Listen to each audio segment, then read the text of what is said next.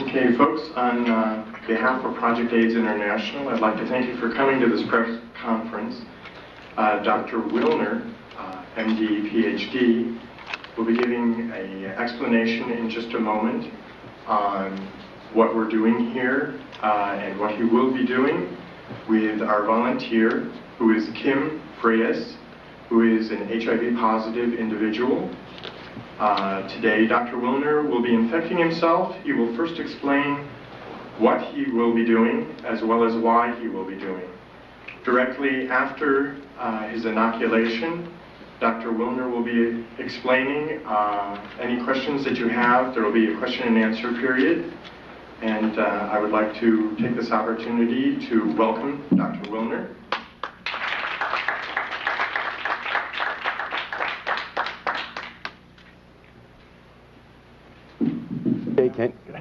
I don't know if you can hear me without the mic. Yes. I can hear it. Okay. And because I've done this needle sticking several times already, I'm familiar with some of the things that are put into the press afterwards.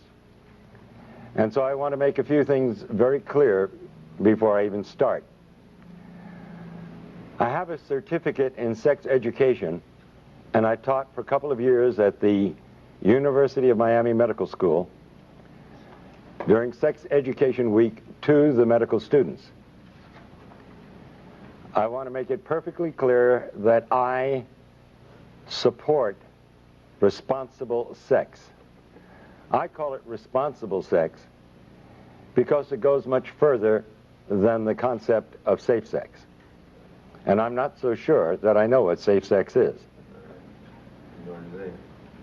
During this period of time in which especially young people of this country have been threatened with AIDS, a death-dealing disease supposedly, as a consequence of irresponsible sexual behavior, the incidence of venereal disease has climbed, and the incidence of births without benefit of marriage has also climbed, but not AIDS. Really very interesting. So this apparently does not have an effect on the sexual behavior of our young people. And I never for once thought that ever would. It never has throughout history. There's only one thing that will affect sexual behavior, and that's understanding what the responsibilities of sex are. That number one, you're dealing with the feelings and emotions and the lives of another human being when you enter into a sexual contract. Number two, you can contract 6 venereal diseases. And number three, an unwanted pregnancy can occur amongst heterosexuals at least. These are very serious and very important considerations. And the lack of consideration and responsibility in this area creates a cost in human suffering that's incalculable, and a cost in monies that is incredible. So don't anyone out there say that I am for irresponsible sex. But I am against lying to our young people. I am against causing death and destruction through that lie. I am against telling a lie to the young people so that they continue in other behaviors which are truly causing AIDS. Now, you've got to ask yourself the reason that I'm here today. And it's been suggested that I'm here to sell a book called Deadly Deception. There's only 2 ways that you can get the truth to people. By your own words out of your own mouth, and by putting them on paper. And that's the reason for the book. We're talking about probably the most horrible scandal and scam ever perpetrated, not only in the name of science, but in humanity and in all history. Today is December 7th. And I was 12 years old when the attack on Pearl Harbor came. and I remember World War II very well. And it's a very significant day today because I see an incredible parallel between what is going on in the so-called AIDS epidemic and what happened in the years preceding and resulting in World War II. The great lie of Hitler. It's amazing. I think he would envy the job being done by members of the National Institutes of Health and even the media, especially in this country. I charge the media with part of the responsibility, and a very significant one, in a current Holocaust that can end up being worse than the one that occurred during World War II. When it was first announced that Dr. Robert Gallo had found the virus that probably caused AIDS, and that announcement was made with Margaret Heckler in 1984 to the press and to the media without one single scientific document appearing in any journal in the United States. And as we know now, without any proof whatsoever that the virus caused any disease. The media picked up on it for the sake of a story. And soon the virus that probably caused AIDS was now the virus that caused AIDS. It was proven in the press and nowhere else. Now it's interesting, a lot of questions are asked of me whenever I appear before the cameras and do what some people have called a stunt, to sell books. I'm from the planet Earth. I honestly believe that these individuals are from the planet Uranus. How anyone could suggest that I would stick myself with a virus that is supposedly deadly for the purpose of selling a book, that's complete insanity. And I will put the lie to the individuals of the NIH, particularly Gallo and Fauci and Hazeltine and Essex and the rest of these scoundrels of the worst order. Criminals guilty of genocide, without a doubt. I invite them to take me to court. I wish Burroughs Wellcome would take me to court because they have been putting out a killer drug knowingly. Because in a court of law, I would have the opportunity to provide the absolute proof and evidence, as I have in my book, Deadly Deception. Now, I'm not alone in what I'm doing here today. How does the press escape such obvious truths? Why would the finest virologist in the world, the most noted virologist, member of our National Academy of Sciences, Peter Duesberg, why would he put his entire career on the line? What did he have to gain? He's already lost his laboratory and his funding. They can't take away his professorship because he's tenured. Why would a Charles A. Thomas, professor emeritus of Harvard, say the same thing? Why would Kary Mullis, who won the Nobel Prize in virology last year, why would he stick his neck out? What did he have to gain? These are the questions reporters should be asking. And in order to sell a book, I would inoculate myself with a virus that supposedly is deadly. Ever think that maybe we all know something that you just don't get? That if you take the virus out of the equation, you have a perfectly understandable disease with a perfectly understandable answer. And I might remind you, in case you are not aware of it, and if you haven't read my book, that we have known what causes acquired immune deficiency diseases for at least 70 years. It's in the medical textbooks. It's there for you to read. Number one cause on the face of this earth is malnutrition and starvation. That's African. Look to the headlines of the October 3rd issue of the London Times, Sunday Times last year. And the inside headlines that screamed across 2 pages, the plague that never was. Speak to Philip and Evelyn Kreinen, who head partage with an organization of 250 people their own hospital, their own doctors, their own laboratories, who have lived in the heart of the epidemic, supposedly, or the supposed epidemic, for 5 years. There is no epidemic. It doesn't exist. They are there. They're not some character who goes through from the World Health Organization and says, oh, I've seen the people dying. Of course you have. We all saw them on television in Somalia. What do you think you were looking at? That was AIDS, due to starvation, due to malnutrition. It's no big secret what's causing AIDS. We've known it for 70 years. Number 2 is drugs. And don't just think of street drugs, because the number 1 cause of AIDS today is actually 2 medical drugs. AZT,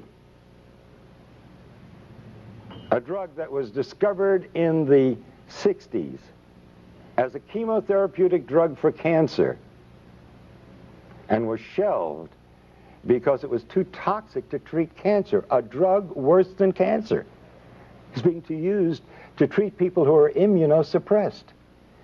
Now let's go back to the other causes of AIDS. So it's not only street drugs but medical drugs, but now 3 is radiation. What do they worry about at Chernobyl and Nagasaki and Hiroshima? But number 4 is chemotherapy. Number 4. The number 4 cause of death of acquired immune deficiency diseases. Chemotherapy. And the most toxic chemotherapeutic drug of all times, AZT, is what they're now using to treat AIDS. And the Concord study, completed last year. Now, can you imagine saying to the world, where was the press? Where are you people? Here they're giving a drug that costs thousands of dollars a year, and it doesn't do any good? That's if you want to believe that. But did anybody here bother to look at the insert, the paper that comes with the drug? It's a DNA terminator. It means it is a terminator, just like the movie. It terminates life. You terminate DNA, you terminate life. And they talk about side effects in the insert. When are you going to learn there is no such thing as a side effect in medicine? It's an unwanted direct effect. And you know what one of the unwanted direct effects of AZT is? Lymphoma, cancer, one of the diseases of AIDS, as they call it. Oh, another so-called side effect, which is really an unwanted direct effect, pancytopenia. You need a definition? Pancytopenia. Pan, all, cyto, cells, penia, loss of all your cells. That's AIDS. That is the definition of AIDS. So AZT, by definition, by their own drug insert, causes AIDS, and nobody survives AZT. That will eventually lead to your death. And they've cut the dosage way down because it was killing them too fast. It's like giving somebody a large dose of strychnine and they die within 5 minutes. And so the next person, you give them a few drops of it and they last 4 or 5 days, and you say, strychnine's a wonderful drug. This person lasts 5 times longer. This is the kind of thing that they present to the world. Now, I have offered for over a year now, and I continue to offer it, $100,000 to anyone who will give me one scientific document that proves that HIV causes any serious disease. It doesn't. It is a scandal and a scam beyond belief. The virologists who are responsible for this, what do they have to gain? Now, I don't know what Duesberg had to gain, or Charles A. Thomas, or Kary Mullis. He already got his Nobel Prize. Why does he come out and say it? And he's the one that found the test, the PCR reaction. And he said that there is no body of evidence that supports that the virus causes any disease whatsoever. But what about the individuals who have perpetrated this lie? They are all multi-millionaires. What do we have to say about the National Institutes of Health when a private laboratory, independent laboratory, found AZT to be 1,000 times more toxic than the laboratory of the NIH? We can understand a 5% error in a laboratory, even a 10% error. But a 10,000% error? Or 100,000% error? That's fraud.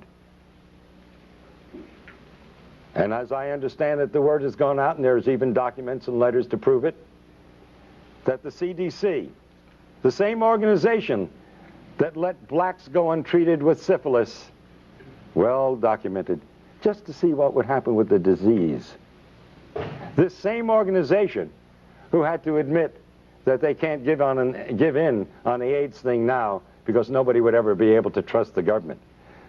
I think the last election tells us what the people think about government. But science is acting no differently than politicians do. And now we have disease by politics. Isn't it strange that the same day or the day after Robert Gallo filed for a test for HIV after it was announced? This sounds like premeditation. You mean he just happened to have this test available? And so the same day or the following day, he files for a patent? He had a test. He was simply looking for some kind of a disease he wanted to apply it to. And that test. 30,000 Russians who tested positive for HIV were then tested with another test that's supposedly far more accurate to confirm the positivity. And 66 out of 30,000 proved to be positive. That means that the test HIV is 99.997% inaccurate. You want to take a test that's 0.003% right? And you're going to rely on that? But that's what they're doing to people out there. They're taking a test that is not only invalid, it's totally misleading. In fact, when you get results like that, then I would say you're going to be more correct that if you're read as being negative, consider yourself positive. And if you're positive, consider yourself negative. By the way, at the request of many individuals, I did go for a test a couple of weeks ago in New York City at the biggest clinic there that does more testing than anybody else. And the doctor who ran it was bragging about the fact that he did more. When I told him about the book I wrote, he said, "Shh, don't say anything. My patients might hear." Okay? I tested negative. And of course, Fauci said that you need, or when he was answering what I did in Cleveland a week ago, he said, well, he's going to have to stick himself 300 times to transmit the virus. Where are you people in the press? 300 times to transmit a virus? You cannot have an epidemic under those circumstances. If you can't transmit it by blood, you certainly can't transmit it sexually, unless you're into real sadistic acts during sex. I don't know how much blood you want to draw. It's literally unbelievable what they're getting away with. How does the press let this go? Oh, an epidemic. United States government says 12,000 people died each year from 1985 to 1992. Now, a child in public school will tell you an epidemic starts out in 1 year. You got everybody's involved. That's where they would put it. 12,000 a year for 7 years in a row? That's not epidemic. By definition, it's endemic. And you would expect in 7 years, considering it spread sexually, that you'd have probably 15 to 20 million. We're a pretty active country when it comes to sex. We like to put it down, but we sure belie it in the behavior that we do. Oh, an epidemic, really. In Russia, 105 deaths from AIDS since 1987. In Philippines, 80 deaths since 1984. Epidemics? There is no epidemic. But who has to gain from this? Dr. Duesberg? What is he gaining from this? That alone should alert the press to who's telling the truth. And if you hear an argument amongst politicians and one calls the other names and doesn't answer the specific charges scientifically, who's the liar? Fauci and Gallo, instead of answering the scientific conflicts and contradictions that Dr. Duesberg has so brilliantly pointed out, instead of answering them, they call him a homophobe. Can you imagine? I've been called a homophobe too. I wonder, I come here with a message of hope to not only the gays, but to the blacks and the Hispanics and all the other outcasts of society, which strangely enough are the only groups that have been connected with the so-called AIDS. Because you see, if you belong to one of those groups, you've got AIDS. But if you don't belong to one of those groups, you get the respectable diagnosis of you have tuberculosis, you have lymphoma, you have leukemia, you have Kaposi sarcoma, pneumocystis pneumonia, 30 plus diseases. Where is the press? How do they buy a story that a virus knows what country it's in? 3 symptoms in Africa, but 30 diseases in the United States and Europe. How do they buy the story that a virus has prejudices? It prefers men over women 9 to 1 in the United States and Europe, but men and women equally in Africa. It knows whether you're gay or straight, married or single, black or white. It should be hired by the immigration department because it does one heck of a job. This is what they've been feeding to the public, and this is what you and the press have published. It's funny, every time that I've stuck myself with a needle, I get calls from major television shows by excited young people who want to tell the truth. And then I get a call 3 days later telling me that it's been nixed at a higher level. That's no surprise. After all, who am I fighting? 2 drug industries. One supposedly legitimate and the other illegitimate. And they do an awful lot of advertising, the supposed legitimate ones. All those things out there that they sell for your colds and everything else, that's the pharmaceutical industry. And they also put out prescription drugs, most of them. And they pull the purse strings. And so we have a better propaganda machine in the United States than Hitler had in his time. You see, Hitler pulled off a lie, and he was condemned for it by most of the world, although believed by 3 major groups of the Axis powers. The liars and killers like Fauci and Gallo and Hazeltine and Essex and Flossie von Stahl and the Margaret Fischels, these people are getting by with the lie and getting paid immense sums of money for it and praise from the rest of the world while they murder. The study at the University of Miami was completely fraudulent. You see, I believed that the virus caused AIDS from 1984 to 88, and I treated AIDS patients. One of the few doctors willing to. Doctors were scared for their lives to even treat the patient. By the way, sticking my finger, nothing new. I did it lots of times in treating my AIDS patients.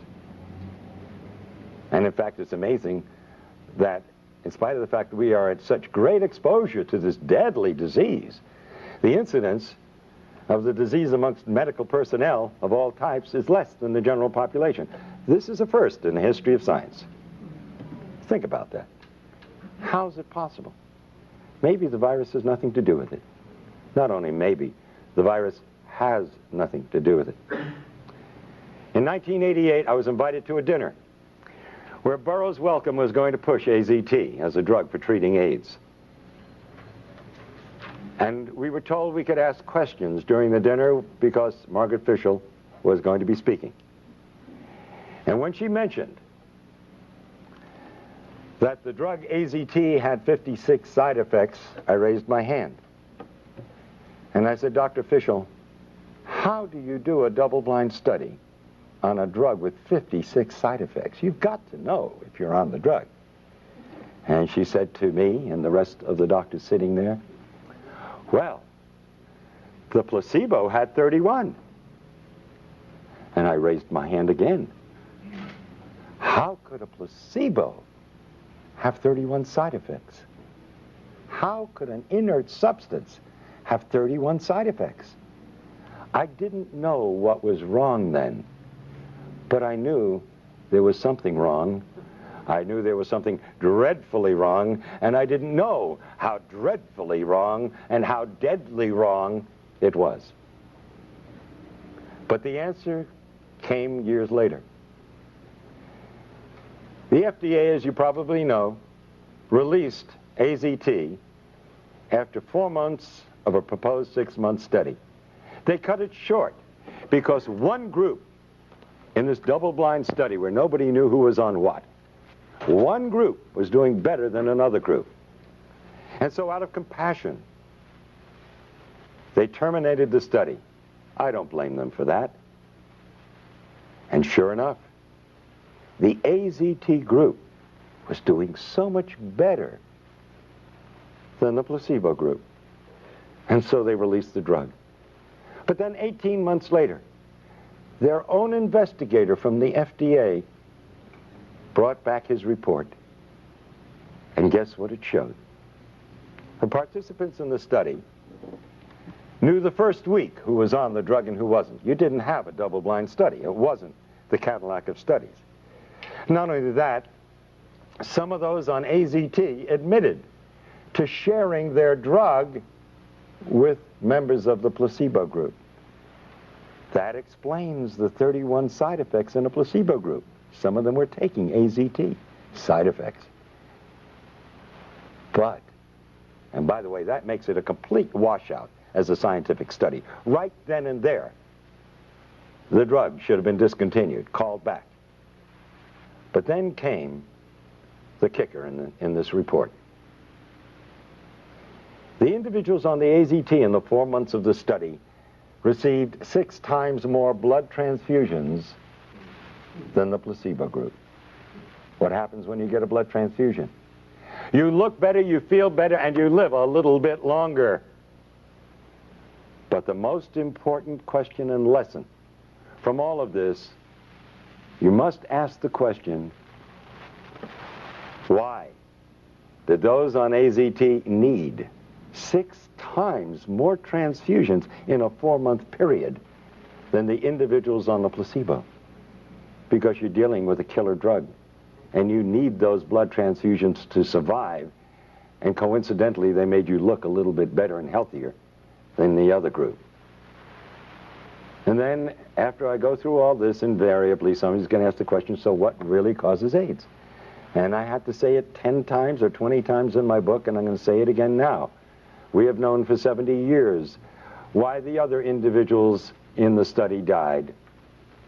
The number one cause is malnutrition and starvation. Well, to an extent that was true of some of these individuals, but only true because of the second reason. The number 2 cause is drugs. You recall, you fellows and gals in the press, a couple of weeks ago you reported in your newspapers that we were killing off our senior citizens with too many drugs. And how do you cure them? You get them off the drugs.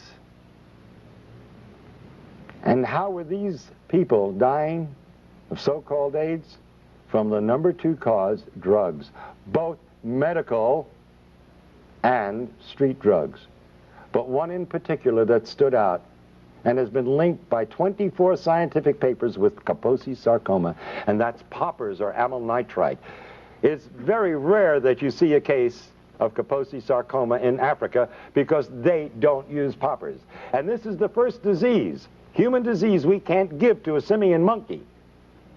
And I'm talking about legitimate diseases, because you see, the virologists have been coming up with more diseases than you can imagine. And haven't you bothered to notice most of them never pan out? They disappear from the headlines and they're never heard of again because they weren't diseases really in the first place. Like SMON, a disease in Japan. For 15 years they pursued viruses. And what did it turn out to be? Enteroviroform, a drug for diarrhea that they were using over there. Amazing, isn't it? And they spent 15 years and lots of millions of dollars, but guess what our virologists have done? Wow, they hold a candle to no one. For 20 years in Nixon's war on cancer, they spent over $20 billion looking for a virus that caused cancer. And they came up empty-handed. They not only couldn't find a retrovirus, which was the ideal choice because it doesn't kill cells, and it's multiplied by the cells, which is what cancer cells do, but they never found any disease that it caused. But guess what they chose for the scam of AIDS? A retrovirus. Already $20 billion in 20 years, we found nothing that it does. And we also found out absolutely it doesn't kill cells, because if it did, it would commit suicide. It needs the cell in order to replicate, to be alive. So the epidemic would be over before it began. It's impossible. But this is the virus. They've just spent another $20 billion in only 10 years' time. And they're asking for more. And now they want to give us a vaccine. See? Oh, will they make money with that? They not only have a test for HIV, which, by the way, is not for the virus. It's for immunity. Like I say, it's the first disease in the history of medicine. When you're immune to it, you're going to die from it. But now, they want to give us a vaccine. The test HIV tests for antibodies, not for the virus. Well, antibodies is what you get when you use a vaccine. You want to produce antibodies to fight the disease. I'm at a loss to understand. If we already have the antibodies, why do we want to create the antibodies? Kind of redundant, isn't it?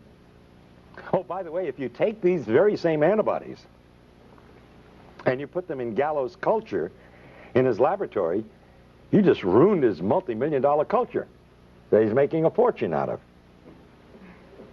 Because you see, these antibodies destroy the culture. Does the press bother reading? Do they understand the English language? And yet you want to condemn me and say that I'm out for publicity? Well, what is it that Peter Duesberg is out for? He held the reputation, and still amongst honest scientists, as being the foremost virologist in the world. What is Kary Mullis out for? He just won the Nobel Prize. Why does he want to put at risk that incredibly marvelous reputation of being a Nobel Prize winner? Why would he put that at risk? Unless maybe there's still some honest scientists around. Now, what about the rest of them out there? You know, I often ask myself the question, if my children were still in school, and I had house payments to make, and I had to put them through school, etc., would I be doing what I'm doing today? I don't think I've ever answered the question because I'm kind of afraid of what I might answer if I was going to answer honestly. And he who is without sin shouldn't be casting any stones. So I won't cast the stones at the thousands and thousands and thousands of virologists out there who are going along with this scam. Because you see, they would be out of jobs if they dared criticize Margaret Heckler or the heads of the NIH.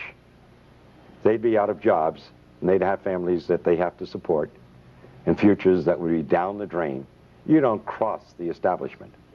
And so the lie is being perpetuated by the silence.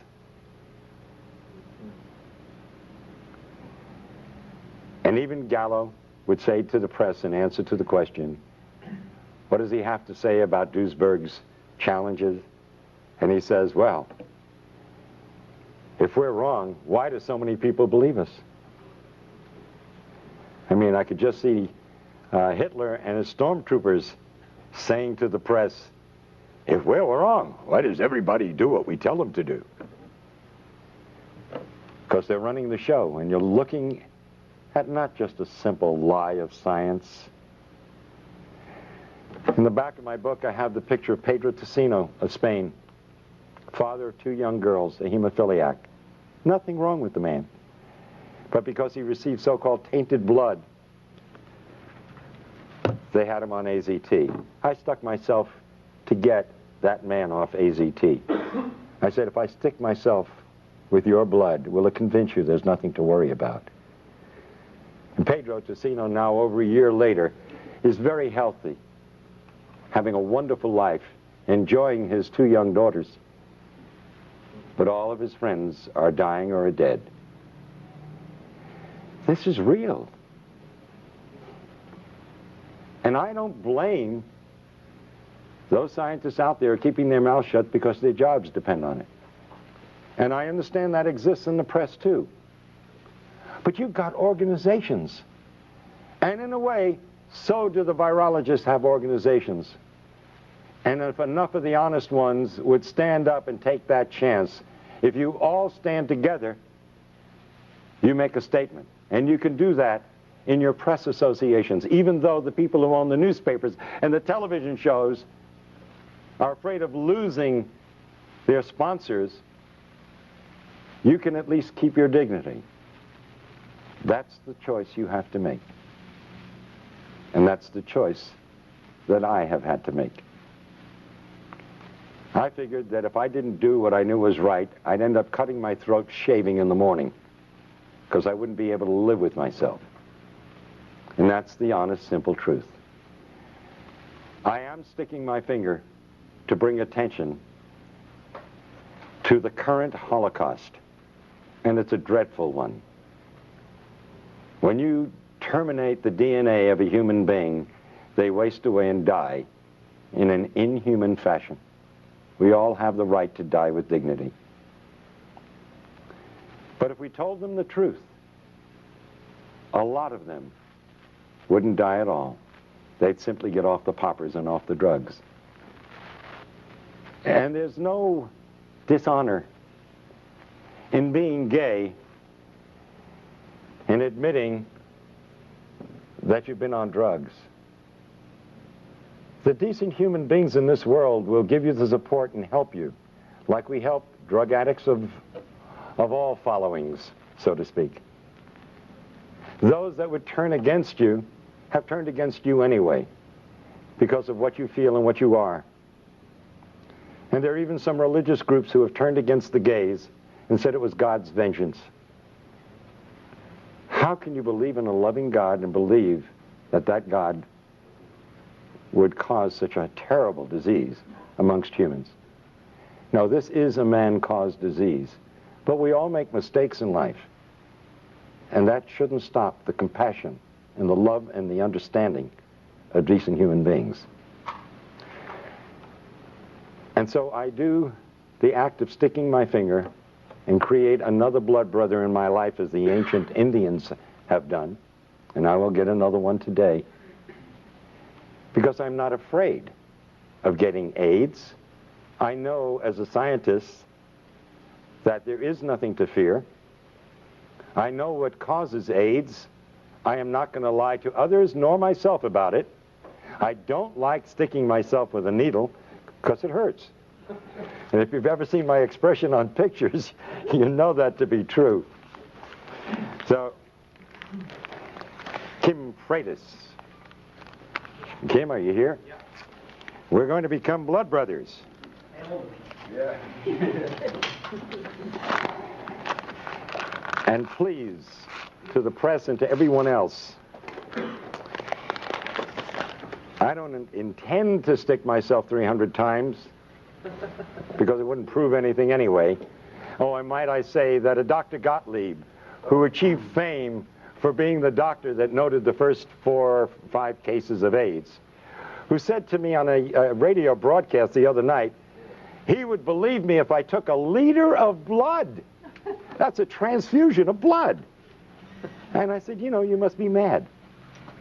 What is that going to prove? If you need a liter of blood to get AIDS, then nobody's going to get AIDS. Right. In any case.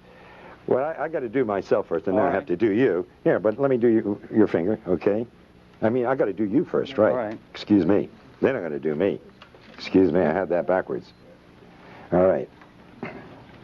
Wait a minute. Got to find.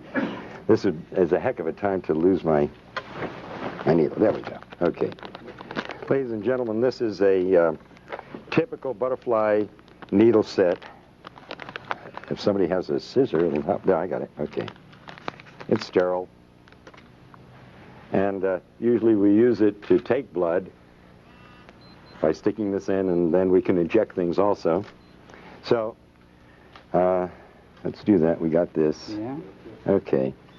Now I'm going to... let me put my glasses on, okay? Good. I think you'd rather I do that.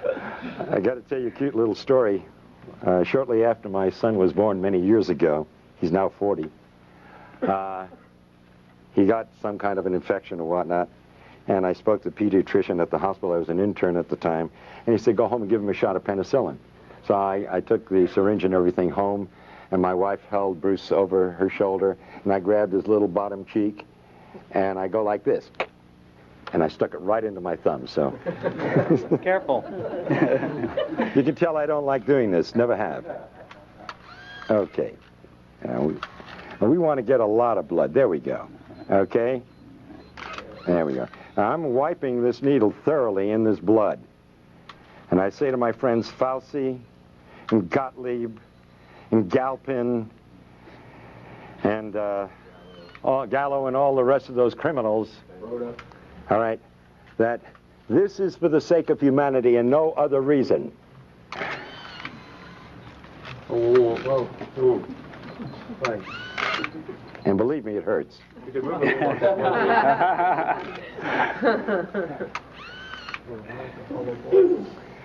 And this is in the hope that it'll save the lives of millions of individuals who will die because of the greatest lie ever told. Thank you. Get Thank off you. the drugs. Get off drugs is right. Get off drugs. Now, I will be happy to take questions from the press or from anyone for that matter to clarify in your minds if there's any doubt whatsoever. Yes. You said, I have several questions actually. You said that you were tested in New York by a leading physician there. Can you say where that was and by whom? Yes, it was in the Greenwich Village area. In fact, Karen, I think you have the issue of the native. That ad should be in the back of the native. If you'll get it, we'll give you the name and the address of the clinic, because it's widely advertised. And that's where I went, where everybody else is going.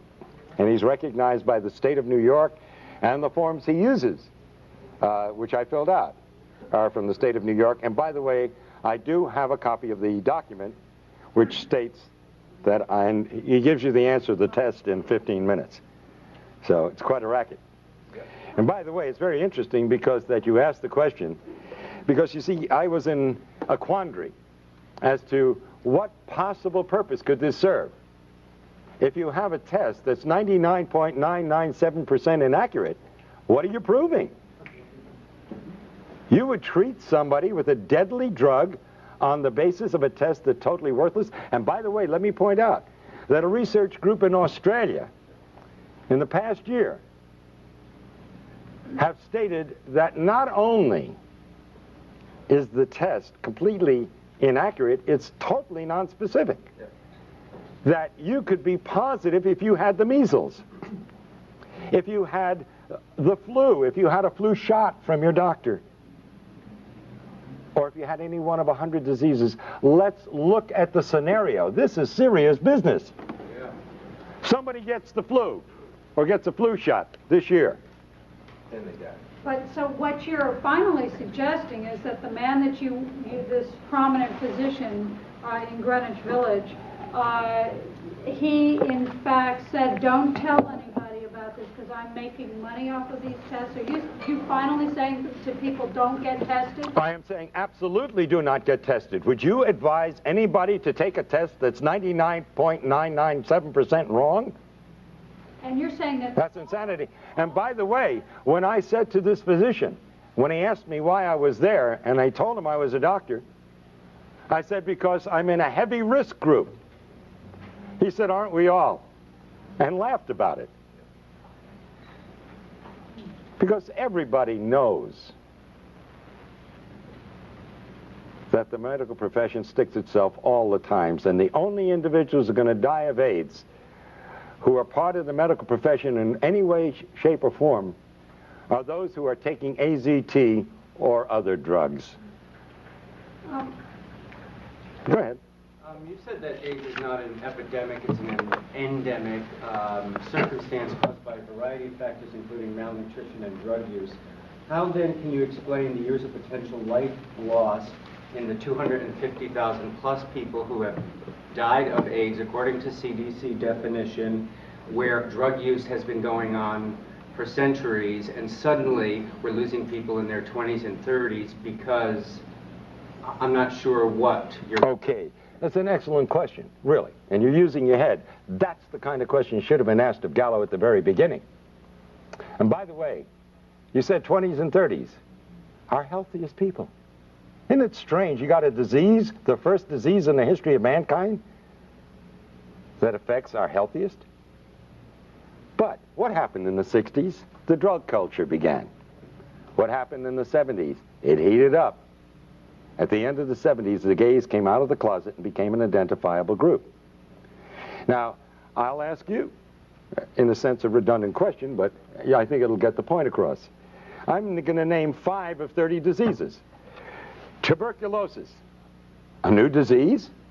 Lymphoma, oh, that's a new disease too. Leukemia, oh yes, that's a very new disease too. Pneumocystis pneumonia, another new disease but lesser known. And Kaposi sarcoma, another new disease? No. These diseases and the other 25 have always been around. It's real easy, it's real simple to create an epidemic. You simply take a bunch of diseases and put them under one heading and then claim that one virus is responsible for it. Well, that's nonsense. First of all, let me offer the proof. The reason it appeared, which I think is the essence of your question, as though it were some new epidemic coming on, is because it appeared in a select population, the gay population. But it only is appearing in gays who are on drugs. Only. And especially. And substance abuse, right. And remember, by the way, too, that alcohol is a drug. And remember, these individuals, many of them, extremely promiscuous, would get one venereal disease after another, and they'd be taking antibiotics for these diseases all year long. And it's a matter of medical fact that antibiotics are immune suppressive. Now, let me offer one very important bit of investigative reporting for you. It was reported in the newspapers a couple of years ago that this HIV was found in blood that had been preserved in laboratories in the 1940s. They went back and looked at some of these samples. They found HIV, which, by the way, has been around certainly for thousands of years. But let's just use that one example. If we had HIV in the population in the 1940s, and we had homosexuals in the 1940s, and by the way, according to Kinsey, 10 to 15% of the heterosexual population preferred anal intercourse, where in the world was your epidemic? It wasn't suitable for a scoundrel like Robert Gallo in the 1940s. He wasn't old enough, or maybe he was born just about that time, for somebody to come along and to pull off a scam of this magnitude. And now they're caught up in a maelstrom. Now if the truth gets out, yes, it will deal a blow to the credibility of the NIH and the CDC and the FDA, and the AMA, and my God, it is sorely needed. Yeah. That blow is necessary to clean up the act. But then wouldn't habitual lifetime drug users all eventually come down with a syndrome that could be attributable to AIDS? Absolutely. In fact, these people, that is true. No, on the contrary. Remember, it's dose related. So it depends upon how many drugs you're using and how much of them over how long a period of time. Now, if you overdose, you never get to that point. Yes. Couldn't the combination of lifestyle practices, of microbial, the best place for microbes are dark, wet places. Aren't bathhouses an excellent place to increase the exponential representation of microbes from around the world? If men who have had sex with 1,000 other men through the year have contact with those same men who are themselves are very similar, do you think that that adds an incredible amount of immune suppression that is not suffered by the rest of the population who does drugs or those other things? Do you think that that has... Well, I don't know. You see, the Romans and the Greeks had bathhouses, and there's no evidence that pardon me? Not with ecstasy, MDA, poppers, and all the things that were going on. I agree that MDA and all the rest of these drugs are causing immune suppression. Now, I don't believe that sex itself causes immune suppression, but I do believe that recurring venereal disease will cause immune suppression. But the simple fact is that the virus has nothing to do with it. And that's the important thing. That I am certainly for people having a healthy lifestyle. Absolutely. But let's not get into the idea that this is, again, a contagious disease. You cannot give AIDS to anyone, and you cannot get AIDS from anyone. Yes, Michael Elner. Would you consider the intense chronic psychological terrorism surrounding HIV and AIDS to be a major cause of what's called immune deficiency? 22 years ago, I urinated pure blood without pain. I knew immediately what the diagnosis was. It was bladder cancer. I cannot fully describe what I felt at that moment. It is unbelievable. It's like taking a crash dive into the depths of anonymity, total isolation, fear, and panic.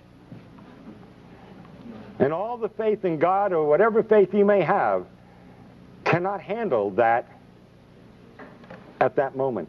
When you start to get your wits together, and if you use your intelligence and then your faith, yes, spirit and mind are wonderful things. What you're saying is true. It's a sentence of death for most people. And immediately, their body metabolism goes into negative phases. Everything becomes destructive. This is modern medical voodoo. If a doctor tells you, you are going to die, I'm willing to bet you're going to die. I'll be the first one to put money on the line and say, the chances are you're going to beat the statistics. You will die because you've been told so. This is American voodoo. I'll get back to you, but let me take someone else. Yes, Dr. Willner, I really appreciate what you're doing. I've been out here trying to inform people about this disinformation for a number of years now.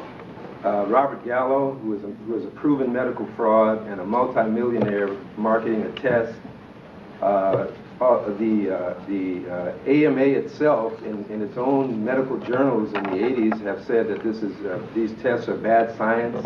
The microbiologists have said in their own medical texts that this is bad science. These tests do not work. The hematologists have said that this is false. These tests. They say that they have used ozone to inactivate HIV, which HIV, if it's a virus, it's a template or a pattern. So what can it do? I mean, these are just basic medical facts. How is it that this has gotten by the entire population? And the media is pushing this lie. Arthur Ashe, for example, was on 30 pills a day the 3 months before he succumbed, including AZT. How is that not iatrogenics? And how is it that the medical profession can murder 1 million people a year, according to their own study, the Yale New Haven study that came out this year? They admit to killing 1 million people a year. Why aren't they on trial? That's my question. By the way, I thank you for your comments, and I'd love to have a copy of that study and some of the information you talked about. I really would, because I've been going around saying it's the number 3 cause of death is iatrogenic disease. And when I lecture before groups, I don't tell them what iatrogenic disease is. And I say to them, you know, here we're worried about this so-called AIDS epidemic, and I don't believe that anybody should die. I think we should all live forever. But 12,000 a year, that's not an epidemic. 60,000 die from automobile accidents. 120,000, I've been saying, and I hope you're going to help me change, 120,000 die each year, they admit to, from iatrogenic disease, 500,000 from cancer, and 800,000 from heart disease. And I'm glad you're telling me it's a million, because I've been saying, they say it's number 3. I really believe in my heart it's number 1. Deepak Chopra said Sure. it's the number 1 cause of... I agree with him. Absolutely. Now, if we took the figure of 120,000 being killed by doctors, not malpractice, but as a normal course of everyday medicine, then doctors are 10 times more dangerous than HIV. Now you're telling me it's 100 times. 100 times. Yeah, I want those figures really desperately. In 1964, Please. They admitted 350,000 in 1964. Well, I will be indebted, because that's powerful stuff, and I really, you know, it's funny, you never know where the figures are going to go, but with medicine anything's possible. Yes, pardon me? Just the USA? Just the USA. Ralph Nader did an article, by the way, in Penthouse that talks about those issues. Yes, ma'am. To add a comment to that, yesterday, C. Everett Koop announced that 300,000 Americans die annually from diseases and illnesses related to being overweight. So I don't know how that multiplies out, but it would certainly be a lot more dangerous to be overweight than to be HIV infected. You know, that's a very good point. Yes. There you go. Thank you. That's a very good point. You know, I pick up some marvelous ideas from some very bright people, and I can't tell you how much I appreciate it. I'm going to be using those. Do I have your permission? Okay. Could you give some insight on how this mechanism works with pediatric AIDS? Oh, okay. That is another good question. First of all, I challenge anybody, except there are always exceptions, and the exceptions are, of course, as we know, genetics, and children sometimes born under circumstances where we don't have all the facts. But I would say 99% or better of the individuals born with AIDS, if they actually have AIDS, the mother was a crack mother, was on drugs, no question about it, or had obvious incredible immune suppression for what other medical reasons, as they say. I'm thinking of particular is Elizabeth Blazer, and her child got it from her. She had a blood transfusion before the birth of the first child. It was with tainted blood at Cedars-Sinai. She then passed it on to her child.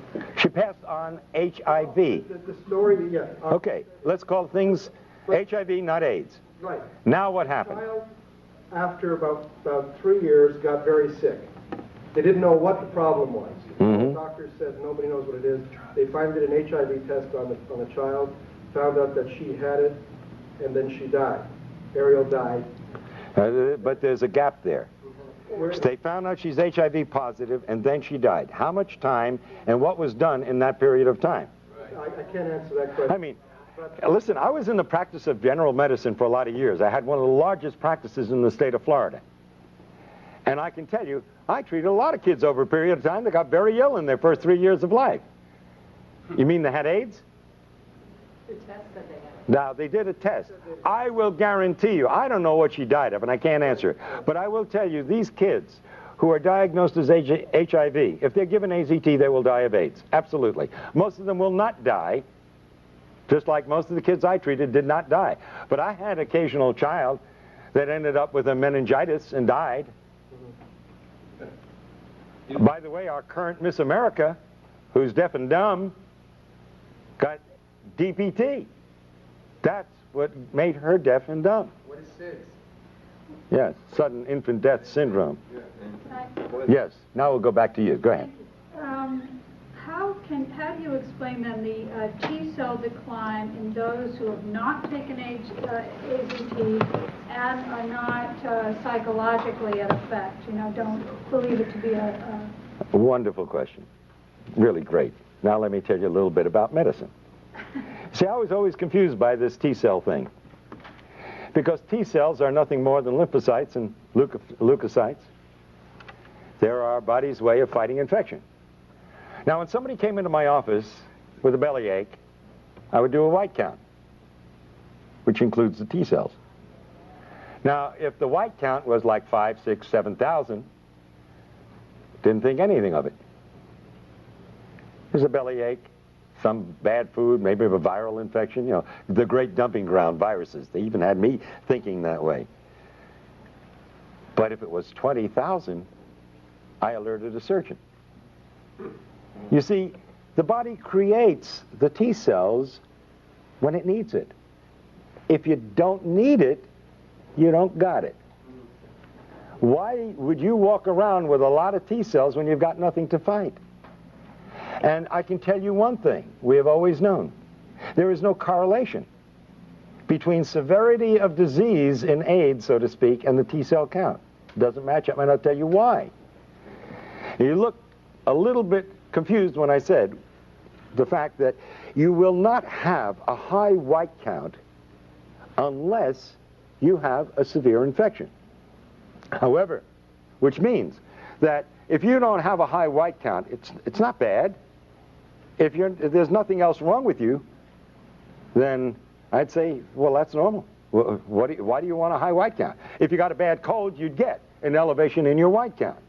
Now, we know for a fact, it's well documented, that you have individuals who have died with AIDS with elevated T cells. And we have individuals who've been healthy. And when I tell you healthy, I feel sick by comparison at looking at some of these individuals. And they test out incredibly well. The best, healthiest specimens I've seen, the kind that most women say, oh my God, why is he gay? You see? Because he's so good looking and so handsome and so strong and so healthy, you see? They have no white, they have no T cells. So T cells, you don't count T cells as a barometer of how one is... No, because yes, you can use it to some degree as a barometer, depending upon the situation, but basically, no, you can't, and I'll tell you why. You know that you can change the T cell count if you worry somebody? Completely established. I worry about these individuals who go in and get these T cell counts one after another, because their whole life is focused on these T cell counts. And when it goes down a little bit, instead of being reassured, which is the way I would interpret it, they get panicky. Now they're really doing damage. And at some point, if they're on drugs, and sometimes even if they're not on anything, but because they've been told they're going to die, like the witch doctors of Africa and elsewhere, these individuals will die because they literally worry themselves to death. It's a crime beyond belief. They're the rare ones, I admit. But the fact is, T cell counts absolutely have no correlation with severity of disease. They can be low because you have wiped out your immune system, and they can be low because you don't need them. That's the important thing to understand. It is not a barometer for anything. And they lie, they lie, they lie, and then they lie some more. Is this a real case scenario? I go in, I get tested, I am told I'm HIV positive, my T cell count could, I've heard from cancer research, be cut in half. In other words, 50% of your T cells go on strike, the other 50 keep working. I got news for you. The other scenario can happen too. It can go wild, go way up. Yeah, but if it goes down because I'm told I'm going to die, isn't that enough to get me on AZT? Oh, sure.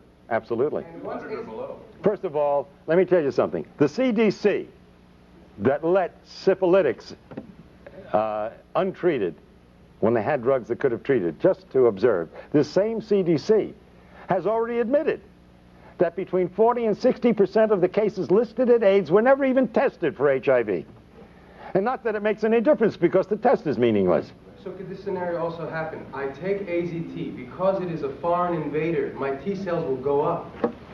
Yes, they initially do. And that's exactly what happens. When you challenge the immune system, which AZT does, you get an initial rise. But then the AZT begins to do its dirty work and suppresses your entire reproduction of your T cells, and eventually it goes through the floor. Absolutely. That is the scenario. Yes, we're going to try to finish one or two more of your questions. You say that HIV is somewhere in this. You say that HIV itself is a harmless tissue. It's an innocuous retrovirus. Are you then saying that, as you said earlier about you don't know what safe sex is, that if I go back and report to my gay and lesbian readers, young gay men in particular, and there has been a rise in incidence among young gay men of HIV, again, with the tests that you don't believe in. Right. But, Well, it means nothing. Until you give me one single document that proves HIV causes anything, it's meaningless. okay, but what I need to, here's what I need Yes. to know. Is HIV sexually transmitted? Shall I go and report to these young gay men that they need not worry about practicing safe? HIV, this harmless virus, can be sexually transmitted with incredible difficulty to the point where it becomes meaningless.